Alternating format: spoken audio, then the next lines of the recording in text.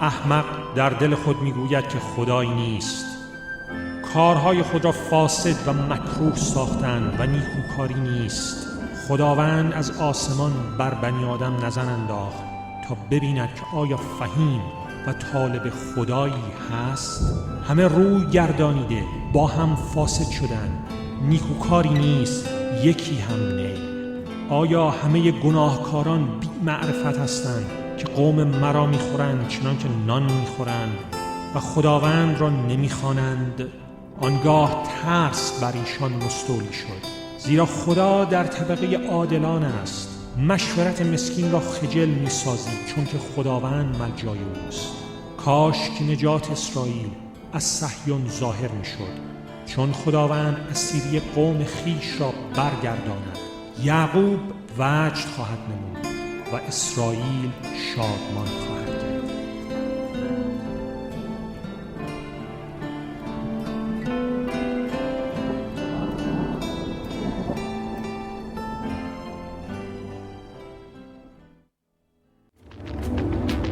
زیرا که او گناهان ایشان را بر خویشتن حمل خواهد کرد.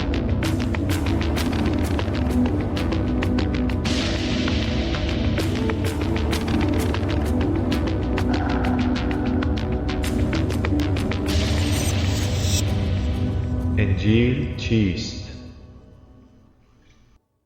با سلام بر شما دوستان گرامی، در نام یگان خداوند و نجات دهنده عالم عیسی مسیح. خدا رو شکر میکنم برای این فرصت مبارک که باز میتوانیم با یکدیگر به مطالعه کلام برحق خدا کتاب مقدس رویم و با شخصیت اصلی این کلام که عیسی مسیح است عمیق‌تر آشنا شویم، آشنایی که سرتاسر وجود ما را در بر گیرد و باعث این شود که به او ایمان آوریم اگر هنوز نیاورده ایم، تا حیات جاودان و آمرزش گناهان و مقام فرزند خدا شدن را در او دریافت کنیم و اگر ایماندار مسیح هستیم در ایمانمون رشد کنیم و ثمرات روحانی برای جلال او به بار آوریم از طریق محبت بیشترمون نسبت به او و اطاعتمون از کلام او. ما در این سری مطالعات در مورد مبحث این که چرا تمامی ما انسان‌ها در حضور خدای راستین، خدای قدوس، خدای کتاب مقدس گناهکار و مجرم هستیم مطالعه می‌کردیم و متن مورد مطالعه‌مون از انجیل مقدس رومیان فصل 3 بود، از آیات 9 تا آخر آیه 20. پس اجازه بدید بدون مقدمه دیگری به کلام خدا بریم و کلام خدا را با هم مطالعه کنیم و سپس آیه به آیه آنها رو باز کرده و به عمق معناشون پی ببریم با قوت و فیض روح القدس. لطف کنید با من دنبال کنید کتاب‌های مقدستون رو به رومیان فصل 3 باز بفرمایید. از آیه 9 تا آخر 20 میخوانم. کلام خدا را بشنوید. پس چه گوییم؟ آیا برتری داریم؟ نه، به هیچ وجه. زیرا پیش ادعا وارد آوردیم که یهود و یونانیان، یهود و غیر یهودیان، هر دو به گناه گرفتارند.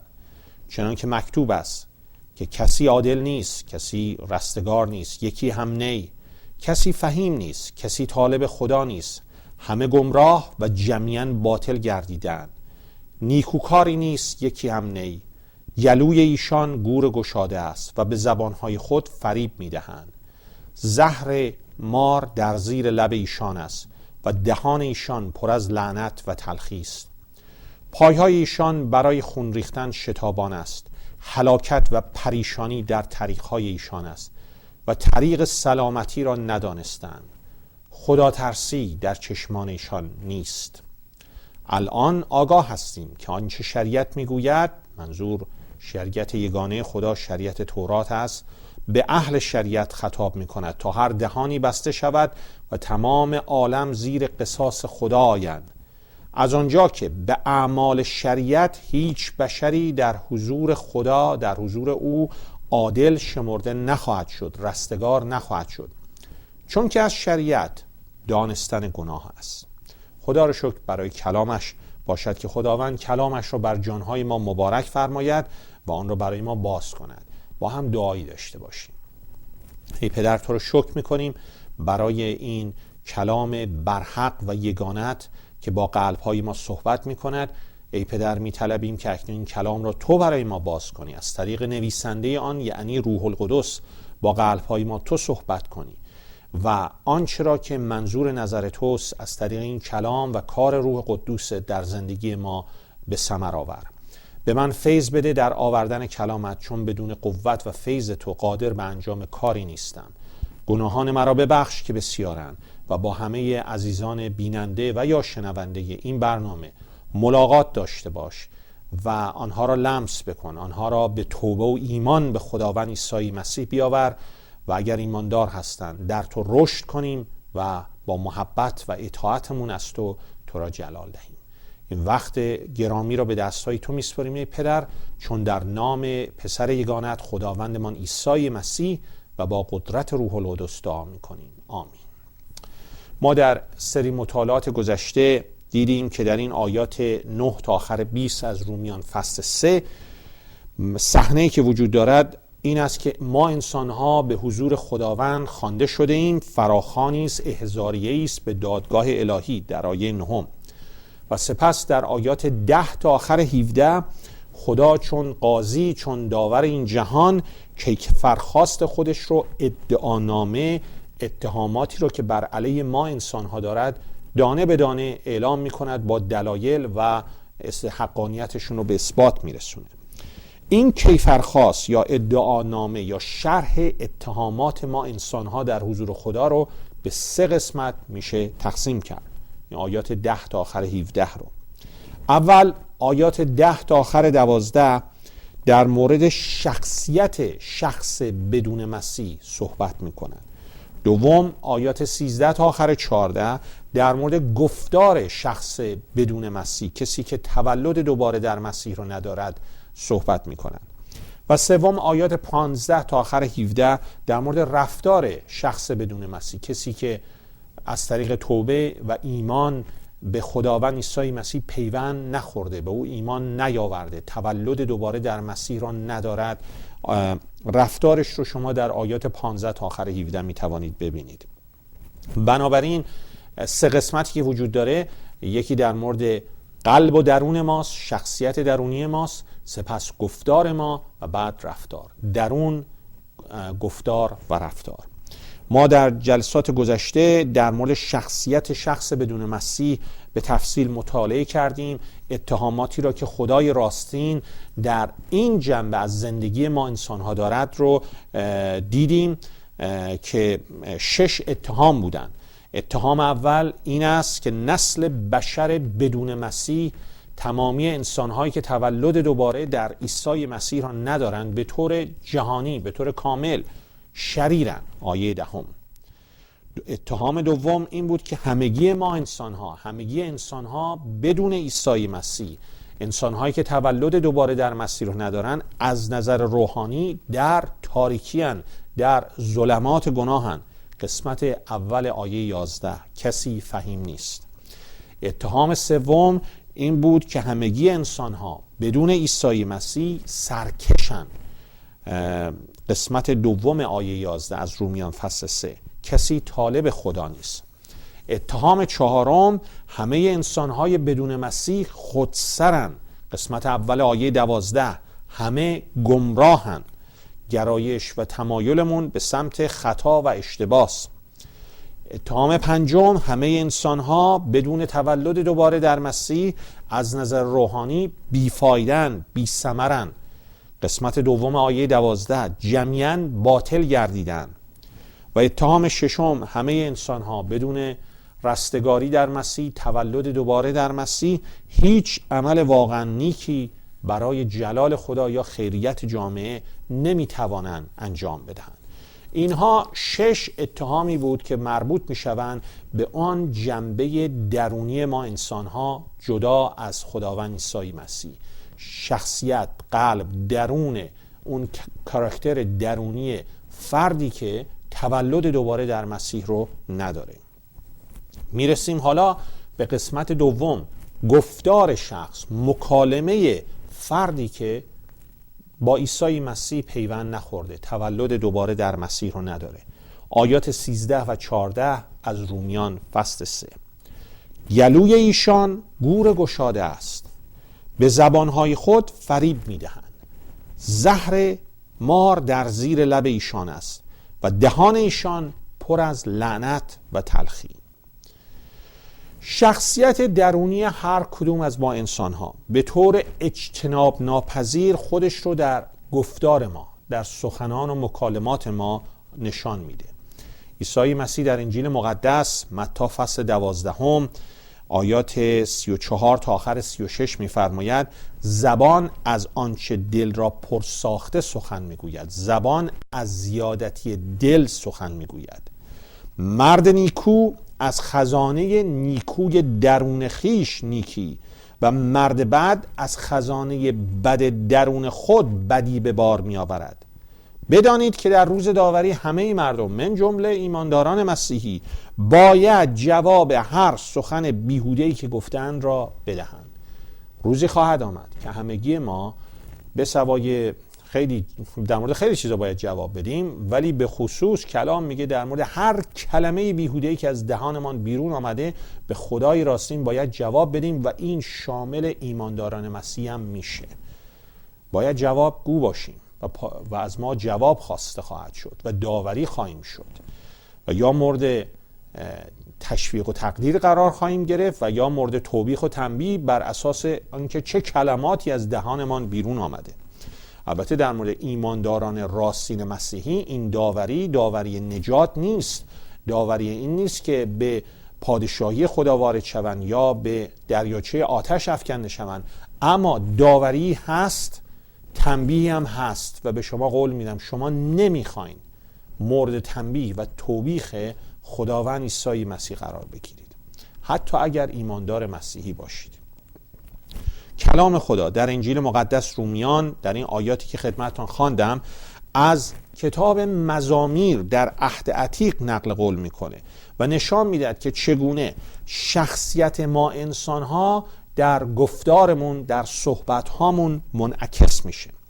و در این دو آیه خدا چون قاضی، چون داور تمام جهان 4 اتهام دیگر رو بر علیه تمامی ما انسانها اعلام میکند. اتهام 7، انسان سقوط کرده در گناه، انسان جدا از مسیح ذاتاً از نظر روحانی مرده است. گلوی ایشان گور گشاده است. قسمت اول آیه 13 که در اینجا داره از مزمور شماره 5 آیه 9 نقل قول میکنه. درونی که از نظر روحانی مرده است گفتار مرده روحانی تولید میکنه. رابطه دهان یا گلو به دل انسان، به اون شخصیت درونی انسان، مثل رابطه قبر گشاده است به جنازه‌ای که در درون آن قبر قرار داده شده. جنازه مرده را در خاک میگذارن، در قبر میگذارن، با خاک میپوشانن تا هم نسبت به آن شخص مرده احترام گذاشته بشه و هم مردمانی که از کنار آن قبر میگذرن مجبور نشن بدن از ریخ افتاده آن مرده را ببینن و یا بوی متعفن آن جنازه را که در حال فاسد شدن است استشمام کنن. اما در اینجا ببینید کلام خدا اینو میخواد به ما بگه که انسان نفسانی، یعنی انسانی که تولد دوباره در مسیح را ندارد، حالتی داره گلوش، دهانش مثل یک قبر گشوده است که در درونش یک جنازه مرده است که در حال تعفنه. گلوی خودش رو کاملا باز نگه میداره و صحبت‌های مرده و متعفن از دهانش دائما بیرون میاد و بدین وسیله دائما به طور پیوسته تصدیق میکنه که از نظر روحانی مرده است، درونش مرده است. حیات دوباره، حیات جاودان، حیات خداوند عیسی مسیح در درون آن نیست. بر همین اساسه که اگر در گفتار ما حیات مسیح دیده نمیشه، اگر گفتار ما مرده است، یعنی اگر سخنان شما باعث جلال خداوند نمیشه، بر اساس کلام خدا نیست، باعث جاری شدن حیات مسیح در دیگران نمیشه، شما نمیتونید تولد دوباره در مسیح رو داشته باشید. گفتار شما آینه است از شخصیت درونی شما. اتهام هشتم که مربوط میشه به قسمت گفتار ما انسان‌های سقوط کرده در گناه اینه: انسان سقوط کرده در گناه ذاتاً فریبکاره، دوست داره دیگران رو فریب بده، اصلا تو سرشتشه، تو ذاتشه. به قسمت دوم آیه 13: به زبانهای خود فریب میدهند. کلمه یونانی که برای فریب دادن در اینجا به کار رفته، اون معنی اساسی که دارد آن است که چیزی رو به دام بیاندازیم. برای تومه‌ای که یه ماهیگیر به قلاب ماهیگیری خودش وصل میکند به کار میرفته و میره. ماهی میاد اون تومه رو با دهان خودش میگیرد و فکر میکنه غذایی به دست آورده، ولی نمیدانه که خودش غذای ماهیگیر شده. و زمان این جمله حال استمراری است، یعنی انسانی که تولد دوباره در مسیح را ندارد به طور پیوسته با حرفهایش دیگران را فریب میده. برای چنین افرادی دروغ گفتن اصلا یه امر بسیار عادی است، مثلا جزوی از وجودشونه. برای بعضی اصلا سخت حقیقت رو بگن، مثل این میمونه که بخواین جونشون ازشون بگیرید. عادت دارن دروغ بگن بدون همینجا اصلا خوششون میاد، تفریحشونه، سرگرمیشون دروغ گفتن و غیبت کردنه. برای خیلی‌ها غیبت کردن اصلا یک نوع سرگرمیه متاسفانه. حتی کسانی که ادعای ایماندار مسیحی بودن میکنن. دروغ گفتن یا فریب دادن متاسفانه یکی از صفات شخصی است که تولد دوباره در مسیح رو نداره. بنابراین افرادی که ادعای ایماندار بودن میکنن اما سخنانشون این حال و بوی رو داره، خودشون رو دارن گول میزنن. غیر ممکنه یک نفر ایماندار مسیحی باشه اما از دهانش دائما دروغ و فریب و غیبت بیاد بیرون و هزار جورم ادعای روحانیت برای خودشون میکنن. حالا افراد میتونن به صورتهای مختلف مردم را فریب بدن. دروغ گفتن میتونه این باشه که ما تمام حقیقت رو نگیم، این هم خودش شکل دروغ گفتنه. و ما در ایمان مسیحی دروغ سیاه و سفید، دروغ مصلحت آمیز نداریم. دروغ و خدا از دروغ نفرت داره. دروغ اساس روابط رو به هم میزنه، تو روابط افراد با یکدیگر، تو خانواده ها، تو اجتماع، تو کلیسا. دروغ اساس روابط رو بر هم میزنه. جالب است که پادشاهان کشور ما ایران در دعاهایی که به حضور خدا میکردن که در لوح‌ها و کتیبه های تخت جمشید موجود است، یک چیز که اول از همه از خداوند میخواستن این بود که ایران را از دروغ حفظ کن، دور نگه دار، چون میدانستن دروغ اساس یک مملکت رو از هم میپاشد. زمانی که دروغ گفتن برای یه فرد امری عادی و جزو عادی زندگیشه، نشان میده که از نظر روحانی مرده است. اگر فریب دادن به هر صورتی که میخواد باشه جزو معمول زندگی روزمره شماست، ولی فکر میکنید خب حالا اسمشو میذاریم زرنگ بودن، ولی در واقع دروغ گفتنه، فریب دادنه. اگر این جزء معمول زندگی شماست، شما تولد دوباره در مسیح رو ندارید، لطفاً نام عیسی مسیح رو برای خودتون به کار نبرید. مسیحی نیستید. حالا میخواد تعمید گرفته باشید، عضو هر کلیسایی که میخواد باشید، هر گونه تجربیات روحانی که امروزه خیلی مد شده رو به اصطلاح به خیال خودتون داشته باشید. اگر دروغ گفتن، فریب دادن، غیبت کردن امری عادی برای شما تولد دوباره در عیسی مسیح را ندارید. و اگه ما بریم به مزمور شماره 5 آیه 9 که این آیه رومیان 3:13 از اونجا نقل قول شده و تمام بریم به اون منشأ و تمام اون آیه مزمور 5:9 رو بخونیم، میبینیم که یکی از فرم‌های فریب دادن چاپلوسیه، تملقه که چقدر در فرهنگ خاورمیانه و کشور ما متاسفانه رایجه. در مزمور 5 آیه 9 کلام خدا میفرماید، کلام راستین خدا، این کلام خدا که مطلقه و با گذشت زمان عوض نمیشه، میفرماید در زبان ایشان، کسانی که خدای راستین را نمیشناسن، خدای کتاب مقدس رو، ایماندار نیستن به او، راستی نیست، باطن ایشان محض شرارت است، گلوی ایشان قبر گشاده است و زبانهای خود را جلا میدهند. حالا این عبارت زبانهای خود را جلال میدن در مزمور 5:9 در زبان عبری مفهومی که دارد این است: چاپلوسی میکنن، تملق میکنن، چرب زبانی میکنن، زبان خودشون رو به وسیله چرب زبانی جلا میدن. آدم چاپلوس از دیگران تعریف میکنه برای اینکه میخواد به یه هدفی برسه، یک هدف پنهان داره، نقشه داره، در حقیقت هیچ نوع اهمیتی هم به اون شخصی که داره ازش تعریف میکنه نمیده، هیچ براش نه محبتی به اون فرد داره نه اهمیتی به اون شخص میده، فقط میخواد به اون هدف پنهان خودش برسه. چاپلوسی و تملق با قطع شناس بودن زمین تا آسمان فرق داره. تملق با تعریف بجا از کسی کردن زمین تا آسمان فرق داره، چون زمانی که شما از کسی قطع شناسی میکنید یا تعریف بجا میکنید به خاطر صفات، خصوصیات، رفتار، گفتار راستین، درست و پربرکت اون افراد از اونها تقدیر میکنید، میخواین اون افراد رو تشویق بکنید، میخواین برکتی باشید برای اونها.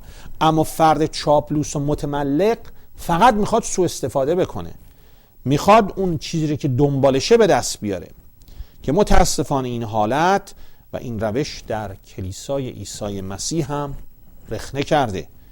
و اگر شما جزو این عده هستید، اگر چاپلوسی میکنید تا از دیگران و کلیسا سوء استفاده نمایید، شما تولد دوباره در مسیح را ندارید، ایماندار مسیحی نیستید. کلام خدا در کتاب مقدس، کتاب اشعیای نبی فصل 59 آیات 1 تا آخر 3 میفرماید: هان دست خداوند کوتاه نیست تا نرهاند و گوش وی سنگین نی تا نشنود، لکن خطایای شما در میان شما و خدای شما حایل شده است و گناهان شما روی او را از شما پوشانیده است تا نشنود. زیرا که دستهای شما به خون و انگشت‌های شما به شرارت آلوده شده است و لب‌های شما، دقت کنید، به دروغ تکلم می‌نماید و زبان‌های شما به شرارت تنطق می‌کند. این آنچه که باعث میشه خدا دعاهای ما را نشنوه گناهان ماست. اشعیا 59 میگه دست خدا کوتاه نیست تا نرهاند و گوش او سنگین نی تا نشنود، بلکه گناهان شماست که بین او و شما حایل شده. این تصور اشتباه که برخی دارن که فکر میکنن نه مثلا در فلان شهر نمیشه دعا کرد، در فلان محله، من چون اینو میگم چون اینو شنیدم، نه، اینجا میگن آسمانش گرفته از نظر روحانی، اینجا مردم خیلی گناه کردن آسمون گرفته، خدا دعاهای ما رو نمیشنوه. این حرف بی ربطه. اگر همسایه شما گناه میکنه، در گناه، البته همه ما انسان ها گناهکاریم، من جمله ایمانداران مسیحی، ولی کسی که در گناه زندگی میکنه، این باعث میشه که در رابطه او با خدا خدشه وارد بشه، ربطی به شما نداره. این گناهان فرد ماست که باعث میشه خدا دعاهای ما رو نشنوه. بی خود این بهانه ها رو نیاریم و سعی نکنیم یک نوع شرایط هواشناسی روحانی برای خودمون درست بکنیم، بگیم آسمان این شهر گرفته به خاطر گناهان مردم، خدا دعاهای ما رو نمیشنوه. نه، خودتون رو تفتیش کنید، بی خود تقصیر و گردن مردم دیگر نندازید. اونها باید حساب خودشون رو به خدا پس بدن، شما خودتون رو تفتیش کنید و زندگی خودتون رو. کلام خدا در کتاب ارمیای نبی هم فریبکاری زبان انسان نفسانی بدون خدا رو آشکار میکنه، انسانی که تولد دوباره در مسیح رو ندارد. در کتاب ارمیای نبی فصل 9 آیات 3 تا آخر 5 میفرماید: زبان خیش را مثل کمان خود به دروغ میکشند. یعنی مثل یک تیراندازی که میاد کمان رو میگیره و اون کمان رو میکشه تا تیری رو پرتاب بکنه و بزنه به شکار، آدم ها هم، ما انسان ها هم زبان خودمون رو مثل کمان میکشیم تا تیر دروغ رو به یه نفر بزنیم. در زمین قوی میشون اما نه به راستی، قدرت پیدا میکنن، ثروت پیدا میکنن، اما با دروغ گفتن، با ریاکاری، نه بر اساس راستگویی و درستکاری. زیرا خداوند میگوید از شرارت به شرارت ترقی میکنن اما مرا نمیشناسن. دقت کنید، شناخت خدا این نیست که فقط یه شناخت ذهنی داشته باشیم. البته از اینجا شروع میشه، برای اینکه متاسفانه یک طرز فکر کاملا اشتباهی که امروزه در بین ایمانداران مسیحی رایجه اینه که ارزش تفکر، ارزش فکر و هر چیزی که به ذهن مربوط میشه رو میخوایم پایین بیاریم. همه چی شده احساسات و تجربیات. کسی منکر تجربیات نمیشه، کسی منکر احساسات هم نمیشه. ایمان مسیحی یه چیز خشک بدون تجربیات روحانی و بدون احساسات نیست، اما اونها فریاتن، بازده هستن. اصل در کلام خدا، در فکر ما باید اثر بگذاره، بعد در قلب ما، و سپس شما تجربیات یا اون احساساتی رو که خداوند میخواهد رو دریافت خواهید کرد یا نخواهید کرد، بر اساس اراده اوست. آنچه که مهمه اینه که درون ما مبدل بشه، ایمان ما بر خداوند عیسی مسیح و کلام او باشه. اما به هر حال عده‌ای فکر میکنن که شناخت خدای راستین فقط یه چیز ذهنیه، از ذهن شروع میشه، اما نباید به اون محدود بشه. باید قلب ما، وجود ما، سر تا سر ما رو در بر بگیره. کلمه شناخت در کتاب مقدس، به خصوص در عهد عتیق در زبان عبری، یک رابطه بسیار بسیار شخصی و صمیمانه رو مطرح میکنه. در حقیقت رابطه بین یک شوهر و همسرش رو مطرح میکنه. کلام خدا این رو میگه. خداوند میگه ترقی میکنن از شرارت به شرارت اما مرا نمیشناسن، خدای راستین رو نمیشناسن. اگر ترقی کردن در زندگی، کسی مخالف ترقی و پیشرفت نیست، ابدا پیشرفت کنید، اما اگر پیشرفت و ترقی به هر قیمتیه برای شما بیشتر از شناخت خدای راستین، بیشتر از زندگی کردن بر اساس حقیقت ارزش داره، بیشتر از خدمت و ستایش خداوند عیسی مسیح پیشرفت و ترقی در زندگی برای شما ارزش داره، شما ایماندار مسیحی نیستید. ارمیا ادامه میده، میگه آنقدر دروغ و ریاکاری در میان انسان زیاد شده، ارمیا فصل 9 آیات 3 تا آخر 5، که میفرماید هر یک از همسایه خیش با حذر باشد، به هیچ برادر یا خواهر اعتماد منمایید، زیرا هر برادر یا خواهر از پا در می آورد با دروغ‌ها و غیبت کردن‌هاشون.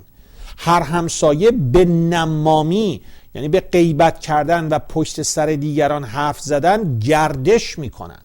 هر کس همسایه خود را فریب می‌دهد و ایشان را به راستی تکلم نمی‌نماید و زبان خود را به دروغگویی آموخته اند. اینقدر دروغ گفتن که اصلا تعلیم و تربیت دادن به زبان خودشون که چجوری دروغ بگن. دروغ‌هایی میگن که به عقل جن هم نمیرسه. اگر سخنان دهان شما پر است از دروغ، فریب، غیبت کردن از دیگران، شما تولد دوباره در مسیح رو ندارید، ایماندار مسیحی نیستید. اتهام نهم، نسل بشر سقوط کرده در گناه، سخنانش کشنده است. آیه 13 قسمت آخر آیه 13، و زهر مار در زیر لب ایشان است. در اینجا قسمتی از مزمور 140 آیه 3 رو کلام خدا داره نقل قول میکنه. پولس رسول با الهام روح القدس از مزمور 140 آیه 3 نقل قول میکنه که میفرماید دندانهای خود را مثل مار تیز میکنن و زهر افعی زیر لب ایشان است. و در طول تاریخ معلمین و انبیای کاذب بودن که تعلیماتشون مثل زهر افعی کشنده بوده و هست، و این شامل تمامی ادیان و مذاهب جهان میشه، من جمله دین مسیحیت. تو مسیحیت هم ما از این نوع معلمین کاذب فراوان داشتیم و الان هم داریم. من در جایی این داستان واقعی رو میخواندم. یه شخصی بود که یه بچه مار زنگی پیدا میکنه، تصمیم میگیره که اون بچه مار زنگی رو ببره خونش به عنوان یه حیوان خانگی و دستاموز نگه داره. میبرتش تو خونش، بهش غذا میده، نوازشش میکنه، باهاش بازی میکنه. یه هفته میگذره. بعد اون بچه مار، به اولش خیلی کوچیک بوده، ناپدید میشه. ماها نتونست اون بچه مار رو پیدا بکنه. یه روزی همون شخص که اون بچه مار زنگی رو غذا داده بود، ازش نگهداری کرده بود، نوازشش کرده بود، میشینه روی مبل اتاق مهمانخانه‌اش نشسته بود، دستشو دراز میکنه پشت پشت مبلش تا یه شی رو که زمین انداخته بود رو برداره که ناگهان دستشو میکشه عقب، چون یک درد شدیدی در دست خودش احساس میکنه. یک درد شدیدی در دستش فرو میره.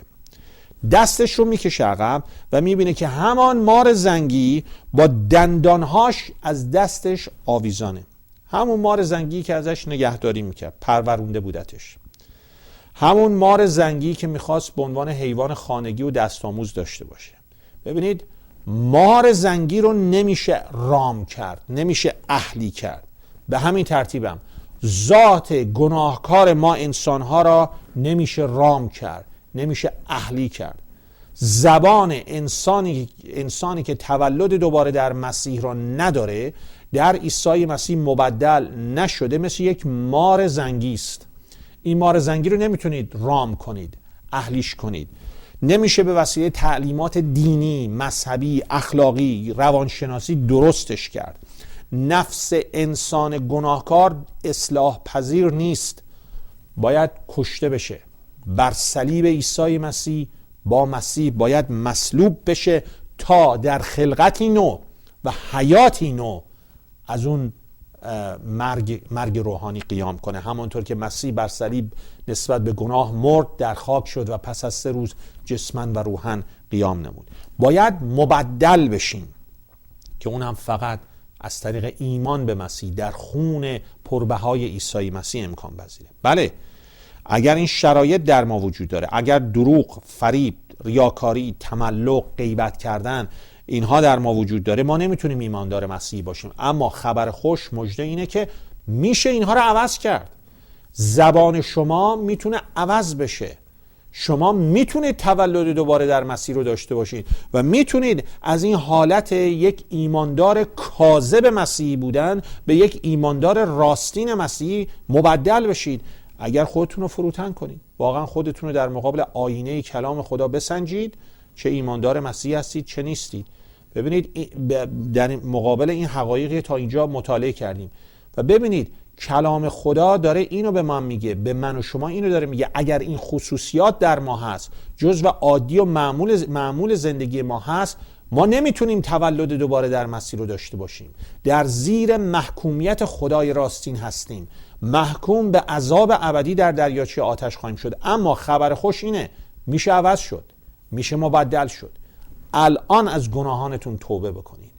الان صادقانه ایمان و اعتمادتون رو بر خداوند عیسی مسیح قرار بدید که برای گناهان شما و من روی صلیب جان داد، در خاک شد و جسماً و روحاً از مردگان قیام کرده و زنده است.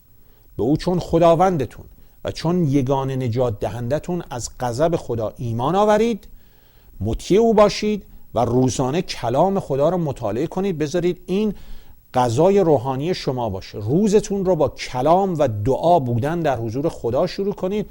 آن وقته که کلامتون مبدل خواهد شد، درونتون مبدل خواهد شد و اون زبانی که مثل یک مار افعی بود، مثل یک مار کشنده بود، مثل یک افعی کشنده بود، به یک زبانی تبدیل میشه که برکات توش هست. به جایی که دیگران رو بگزه، باعث تشویق و بنای دیگران میشه.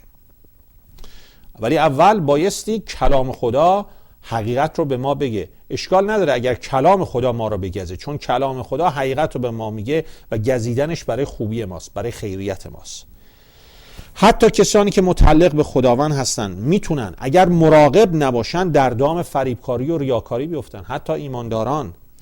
به طور مثال داوود پادشاهی بود که خدا برای اسرائیل انتخاب کرد. کلام خدا در مورد داوود میفرماید که دلش در پی خداوند بود. قسمت اعظم کتاب مزامیر رو داوود نوشته، نبی خدا، پادشاه منتخب اسرائیل. ولی همین داوود اجازه میده که احساسات جسمانیش بر او غالب بیان و شیفته زن همسایش، زنی به نام بتشبع میشه.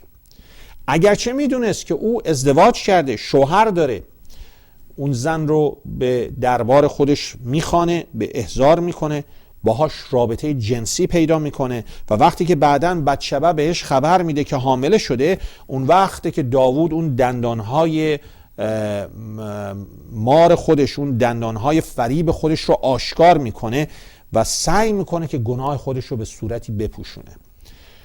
فرمان میده که شوهرش که مردی بود به نام اوریا و در اون موقع در جبهه جنگ بود، از جبهه جنگ او رو فرا میخوانه که برگرده بیاد به اورشلیم. شوهر بتشبع رو فرا میخونه، احضارش میکنه به کاخش، براش یک مهمانی شام عالی میده و به این صورت میخواست این برداشت رو به او و به دیگران نشان بده که با اوریا دوست صمیمی است، او رو محبت داره و بعد میفرستدش خونش. به این امید داشت میخواست یه شرایطی به وجود بیاره که اوریا با بتشبع، با همسرش همخوابه بشه، تا زمانی که اون بچه به دنیا میاد فکر کنن خب این بچه اوریاست، بچه داوود نیست. ولی وقتی فردا صبح میاد، متوجه میشه که اوریا به خانه خودش نرفته بود، حاضر نشده بود به خانه خودش بره و با همسرش همخوابه بشه، چون میگفت الان زمان جنگی، همقطاران من، یاران من در جبهه جنگ هستن با سربازان دیگر، من حاضر نیستم این راحتی رو به خودم میدم. همون دم در کاخ پادشاه خوابیده بود.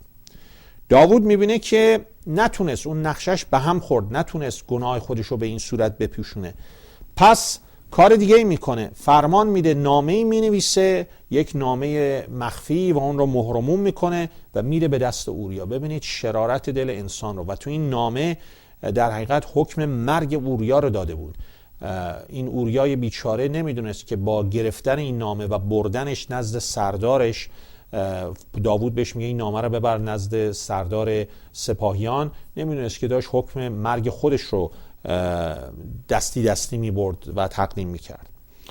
و تو اون نامه نوشته بود که در جبهه جنگ برید جلو و سپس عقب نشینی کنید، اوریا رو تنها بگذارید تا اوریا توسط دشمنان کشته بشه. شرح این ماجرا رو شما میتونید در کتاب مقدس در عهد عتیق، دوم سموئیل فصل 11 آیات 1 تا آخر 15 بخوانید. اما در آخر همون فصل 11 تو آیه 27 یک جمله‌ای وجود داره که بسیار بسیار مهمه و باید ما رو واقعا به فکر بندازه. داوود به عنوان پادشاه، به عنوان قدرتمند اسرائیل، تمام این حیله ها، نقشه ها، مکرها، این کارا رو میکنه و بالاخره اوریا هم کشته میشه و داوود بتشبع رو به همسری خودش میگیره. فکر میکنه همه چی تموم شده، هیچکی نفهمید و همه کارا رو تونستم ماسمالی بکنم. اما آیه 27 میفرماید اما کاری که داوود کرده بود در نظر خداوند ناپسند آمد. با همه زرنگیاش، با همه قدرتش، 2 چشم بودن که او رو نگاه میکردن و هیچی نمیتونه از دید از اون 2 چشم پنهان بمونه. چشمان خداوند دید و کار داوود ناپسند آمد و خداوند داوود رو مجازات کرد. و از آن زمان به بعد، حتی زمانی که داوود میاد صادقانه توبه میکنه، اما یک آب خوش از گلوی داوود برای مابقی عمرش پایین نرفت. بنابراین آنهایی که فکر میکنن خیلی زرنگن، فکر میکنن نه من میدونم دارم چیکار میکنم، من هیچ که حریف زبانبازی من نمیشه، فکر میکنن خیلی زرنگن و مثل مار از این ور به اون ور میرن و مردم رو فریب میدن. مراقب باشید. خداوند ما شما رو میبینه. خداوند ما شما رو داوری و مجازات خواهد کرد. با خداوند عیسی مسیح و کلیسای او بازی نکنید. اگر سخنان دهان شما مثل زهر افعی نیش مار میمونه که دیگران را زخمی میکنه، شما تولد دوباره در مسیح را ندارید. اتهام دهم، اتهام دهمی که خدای راستین به عنوان قاضی عالم در این دادگاه الهی بر علیه تمامی نسل بشر میاره، نسل بشری که در گناه سقوط کرده، این است: دهان ایشان پر از لعنت و تلخی است. رومیان فصل 3 آیه 14 که در اینجا از مزمور فصل 10 آیه 7 دارد نقل قول می کند. لعنت و تلخی صحبت‌های انسان سقوط کرده در گناه رو پر کرده و این کلمه لعنت در زبان یونانی مفهومی که داره بدگویی کردن شدیده، بدترین ها را برای کسی خواستن. دعایی که در اون ما بدترین ها را برای دیگران میخوانیم یک دعای مسیحی نیست و این بدترین ها را برای کسی خواستن، این بدگویی کردن ها رو افراد به وسیله تهمت زدن بر دیگران انجام میدن، به دیگران تهمت میزنن، افترا میبندن بدون هیچ گونه پایه و اساسی و به این صورت تلخی دل خودشون، اون کینه و تلخی که دل اونها رو پر کرده رو ابراز میکنن. انتقاد کردن های بی اساس. انتقاد چیز بدی نیست اگر به منظور بنا کردن و اصلاح باشه، اما اینها انتقاد کردن های بی اساس برای کوبوندن، برای خراب کردن، برای بی آبرو کردن انسان هاست. کلمه‌ای که برای تلخی به کار رفته منظور بیان احساسات خصمانه است، دشمنی علنی بر علیه کسی رو ابراز میکنه. اگر صحبت‌های ما پر است از بدگویی و تلخی نسبت به دیگران، شما نمیتونید تولد دوباره در مسیح رو داشته باشید.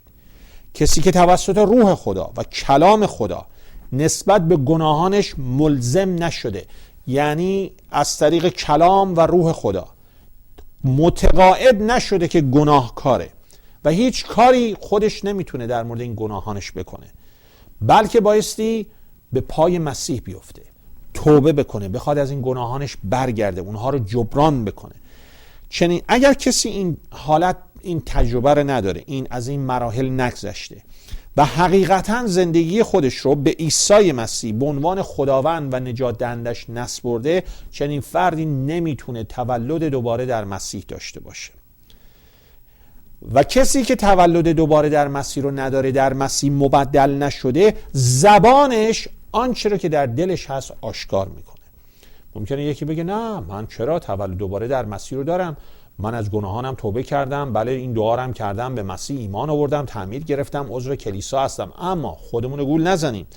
زبان ما، سخنان ما، گفتار ما آینه دل ماست. مسیح گفت زبان از زیادتی دل سخن میگوید. زبان ما، صحبت‌های ما این خصوصیاتی رو پیدا خواهد کرد که الان مطالعه کردیم برای کسی که تولد دوباره در مسیح رو نداره.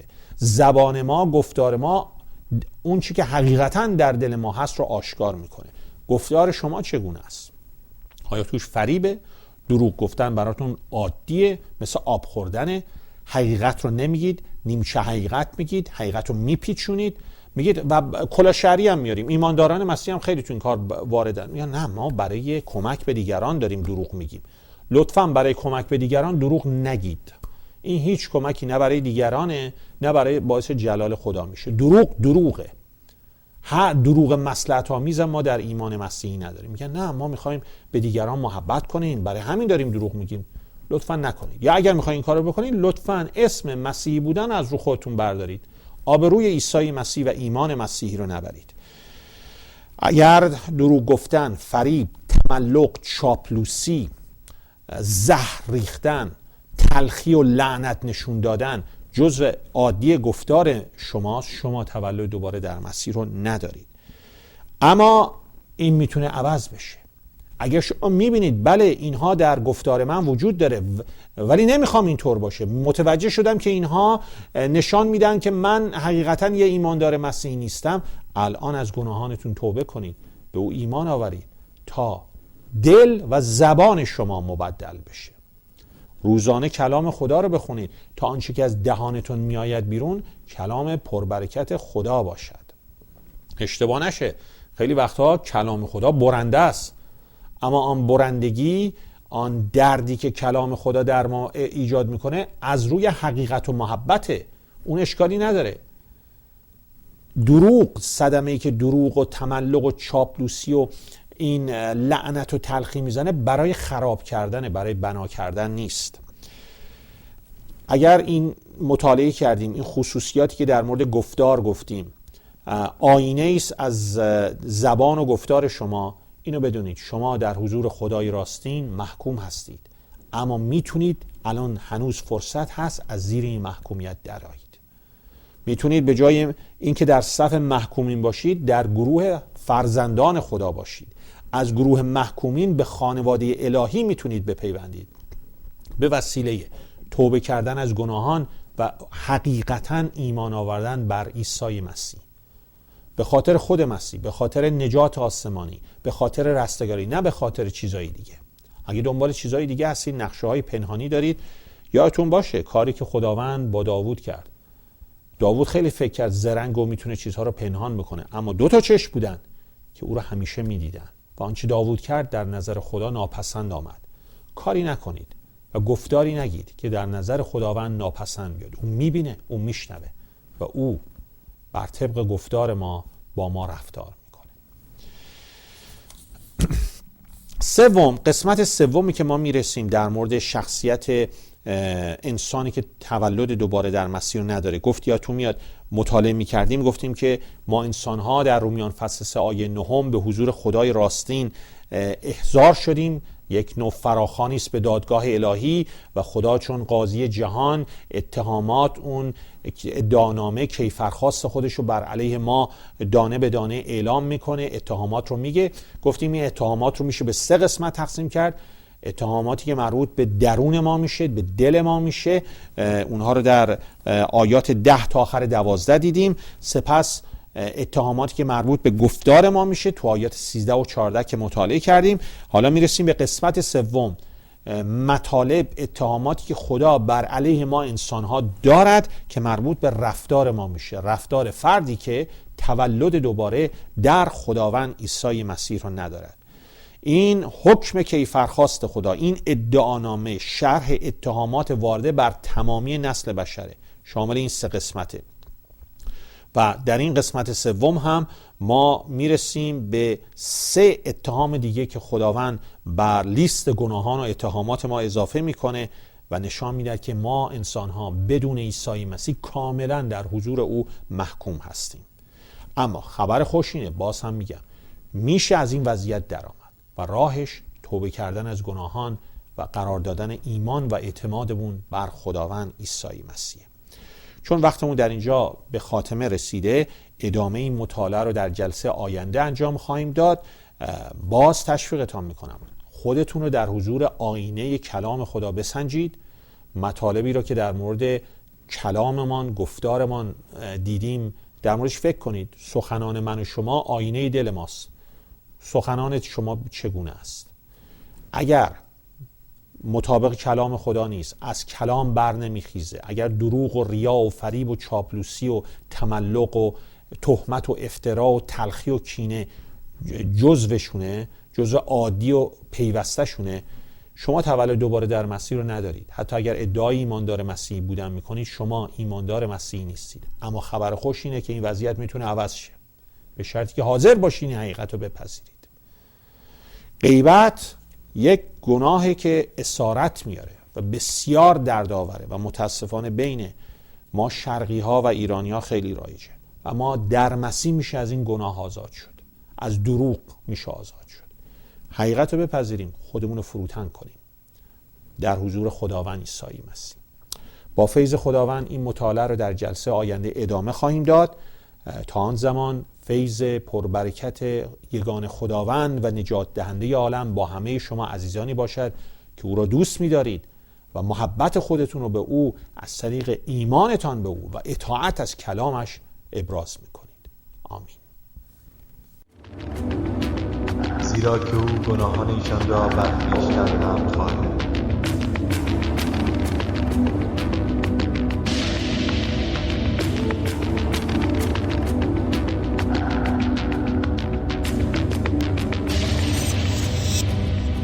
انجیل چیست؟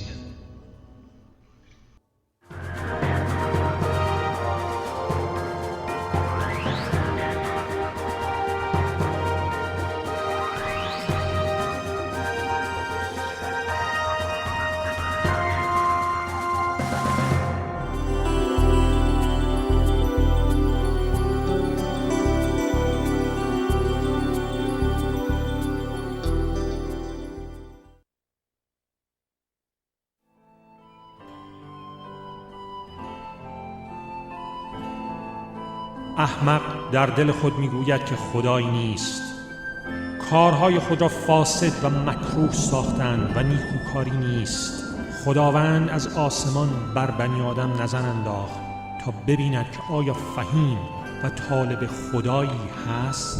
همه روی گردانیده با هم فاسد شدند، نیکوکاری نیست یکی هم نه.